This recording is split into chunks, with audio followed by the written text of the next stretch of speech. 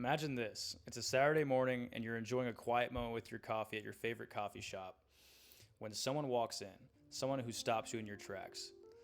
They're the most captivating person you've ever seen. Suddenly, you're imagining the possibilities, the effortless conversations, the laughter, maybe even a connection that lasts beyond the coffee shop. You feel that pull, that urge to go over and say hello. But then the moment of truth hits. Do you go for it or do you stay safe, sitting in your corner, letting the chance pass by? Most people would hold back, convincing themselves it's better to avoid the risk. Maybe it's not the right time. Or they're worried about what could go wrong. And then, as you sit there, someone else walks up, says hello, and starts a conversation.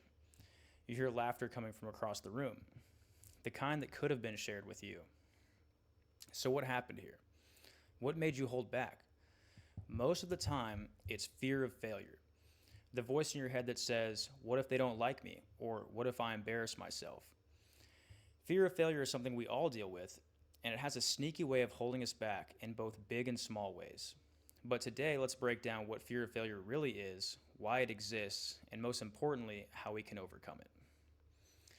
A study published in November 15th, 2013 in PubMed concluded fear of failure has been found to be negatively associated with lower social and emotional well-being among students, including higher levels of stress. Stress-related symptoms among students are strongly related to a lack of perceived achievement and increasing educational expectations, especially among girls. Further, higher levels of fear of failing are associated with lower levels of life satisfaction and poorer concentration, and may therefore have adverse effects on both health and academic outcomes. Fear of failure is essentially the worry that we'll fall short or mess up. But it's more than just a passing thought. It's a powerful motivator that can shape our decisions, actions, and even who we become. When we're afraid of failing, we're less likely to take risks, pursue goals, or even explore new opportunities. Imagine how many dreams are left unpursued simply because we're afraid of the unknown. Fear of failure isn't just about the act of failing. It's tied to our self-worth. For some, failing feels like it confirms deep-seated beliefs about themselves, like I'm not good enough, or I'll never succeed. When we let fear of failure dictate our actions, we choose safety over growth, but often at the cost of our potential. This fear of failure has a real impact on our behavior, and it's often why we set avoidance goals instead of approach goals. Let me explain.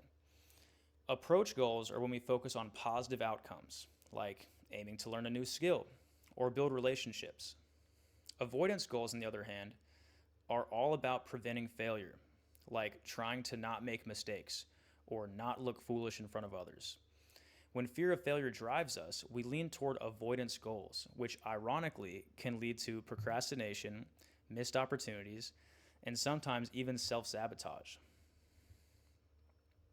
Studies on achievement motivation have given us some insight on how fear of failure shapes our approach to goals. One popular model breaks down 4 types of goals people set: mastery approach, mastery avoidance, performance approach, and performance avoidance. Here's just a quick look at each. Mastery approach goals are all about learning and growing for personal satisfaction. People with mastery approach goals want to improve because it brings them joy or fulfillment. Mastery avoidance goals focus on not losing skills or falling behind. There's a sense of pressure to avoid making mistakes, and failure feels like a significant personal setback. With performance approach goals, people aim to look good or gain recognition. Think about getting high grades or winning awards. With performance avoidance goals, this is where fear of failure is strongest. People set these goals to avoid doing poorly, to avoid criticism or embarrassment. So fear of failure is most closely tied to these avoidance goals, where we're motivated not by the joy of succeeding, but by the fear of what could go wrong. The result is we might work hard to protect our self-image, but we're not truly driven by personal growth. And when we base our actions on avoidance, we risk missing out on fulfilling experiences that might come with taking risks. Our response to failure are often rooted in early life experiences. specifically our attachment styles. Attachment theory explains that our early relationships with caregivers shape our fundamental beliefs about ourselves and others. For instance, with anxious attachment style, these people may feel that their worth is tied to external validation. They may fear failure intensely because it threatens their sense of acceptance and love. People with secure attachment styles, or insecure rather, may develop perfectionism as a way to cope with feelings of vulnerability and inferiority. They may try to appear perfect to hide their flaws and avoid rejection.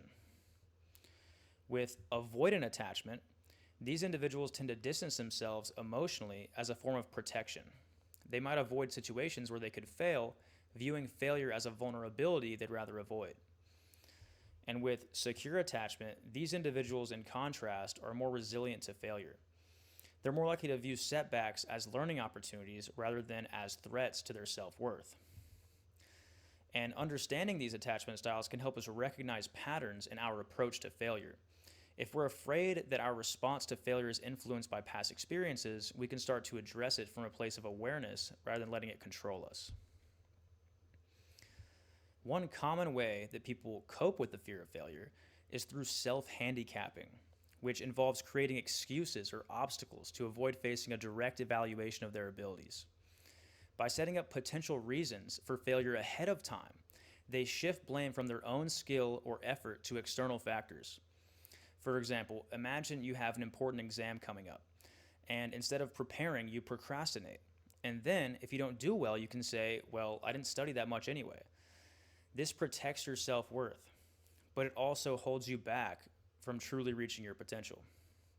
A classic experiment by Stephen Berglass and Edward Jones illustrates this effect. Participants took an initial intelligence test, with half receiving solvable problems and the other half unsolvable problems. Regardless of performance, all participants were told that they achieved exceptionally high scores. Those who faced unsolvable problems doubted their abilities, which led them to feel insecure about maintaining their performance. Before a second test, participants were given a choice. Take a drug that would enhance performance, one that would impair it, pandacrine, or take nothing. 70% of those given unsolvable problems chose pandacrine, while only 13% of those given solvable problems did. By choosing pandacrine, participants set up a convenient excuse for possible failure. Recent research by the University of Arkansas provides further insight into self-handicapping as a strategic, self-deceptive process aimed at protecting self-concept. This process doesn't happen by accident. It's intentional, and it involves layers of self-deception, both conscious and unconscious. According to the study, there are 5 key conditions that often lead to self-handicapping. 1. The individual sees a trait, intelligence, as essential to their identity. Number 2, they feel uncertain that this trait is robust enough within themselves. Number 3, they face a situation that might test this trait and make it evident whether they possess this trait or not. Number 4, they create an impediment or obstacle that could reduce their chances of success in this scenario. And number 5, they understand that this obstacle will provide an external excuse if they fail. So in other words, self-handicapping isn't just about avoiding effort, it's a proactive means of regulating beliefs about what we can or can't do. By manufacturing barriers, individuals provide a rationale for failure that doesn't threaten their self-worth. This process also tends to involve self-deception. For example, self-handicappers may pretend not to know what it takes to succeed, believing that their lack of knowledge is beyond their control rather than due to a lack of effort. The University of Arkansas study found that deception and self-handicapping includes several layers. Like, individuals may unconsciously suppress their awareness of their own vulnerabilities. They may also suppress the knowledge that they are constructing obstacles. They avoid situations that might reveal their self-deception, effectively maintaining a narrative that justifies their behavior. Ultimately, self-handicapping allows individuals to protect or even enhance self-esteem and self-competency beliefs by providing plausible excuses for underperformance. This behavior, though effective in the short term, can prevent personal growth by keeping individuals within the comfort zone of lowered expectations, rather than encouraging real effort and improvement. Another related coping strategy is avoidance. Rather than taking on challenging tasks or high stakes situations, individuals may just avoid them altogether, preferring the safety of not trying to the potential risk of failure. While this can shield self esteem temporarily, it ultimately limits growth and keeps people stuck in a comfort zone, preventing them from reaching their true potential. So, here's some practical tips for overcoming fear of failure. 1. Develop self compassion.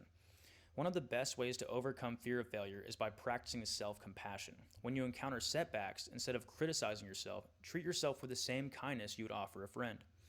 Remind yourself that failure is a part of growth and everyone experiences it. Number 2, set growth oriented goals. Shift your focus from purely performance based goals to growth based ones. Rather than aiming to never fail, set goals that emphasize learning and improvement. Like, I want to get a little better each time. This reduces pressure and allows you to view failure as a part of the learning process. Use mindfulness techniques. When fear of failure arises, take a step back and observe it. Mindfulness can help you recognize when fear is taking over and allow you to respond calmly instead of acting with anxiety. Try grounding techniques like deep breathing or focusing on the present moment to regain control over your emotions. Build supportive relationships.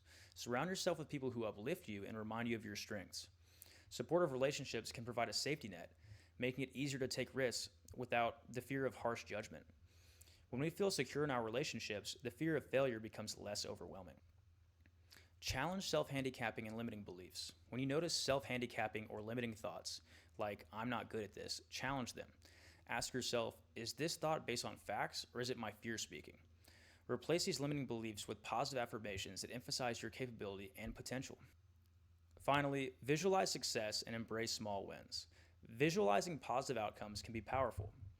Spend a few minutes each day visualizing you're succeeding or handling a challenging situation with confidence. This can build your confidence and help you feel more capable when facing similar situations in reality. Also, celebrate small achievements along the way, no matter how minor they may seem to you. Every win, big or small, is proof of progress. So where does this leave us? Fear of failure doesn't have to control our lives. When we develop self-compassion, set growth-oriented goals, and learn to reframe failures as a learning opportunity, we can transform our relationship with failure. Instead of seeing it as a roadblock, we can see it as a stepping stone, a crucial part of any path to success. Remember, failure is not the opposite of success, it's part of success. Each attempt, each setback, each small victory along the way builds resilience, knowledge, and growth. And when we stop fearing failure, we open ourselves up to experiences, opportunities, and the possibility of becoming the best version of ourselves.